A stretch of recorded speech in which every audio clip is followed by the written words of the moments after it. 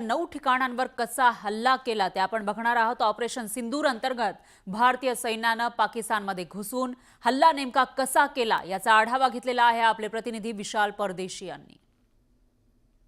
मित्रांनो, ऑपरेशन सिंदूर ईट का जवाब पत्थर से पेलगाम हल्ल्याला अखेर भारताने उत्तर देऊ केलेलं आहे। आणि चला न्यूज 18 लोकमतच्या ड्रोन टॅक्सीच्या माध्यमातून जाणून घेऊयात की पाकिस्तानमधले अशी कोणती ती 9 ठिकाणे म्हणजे दहशतवादी अड्डे ज्यावरती हल्ला करण्यात आला।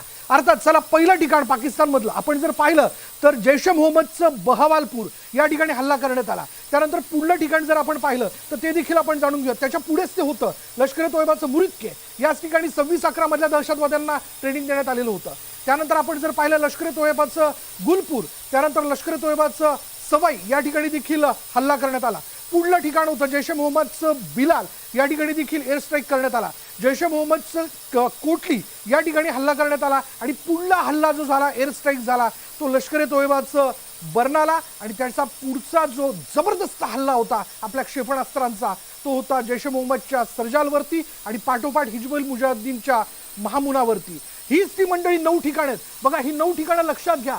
याच 9 ठिकाणांवरती दहशतवाद्यांना ट्रेनिंग दिलं जायचं, जिहादच्या नावाखाली त्यांना जिहादी बनवलं जायचं।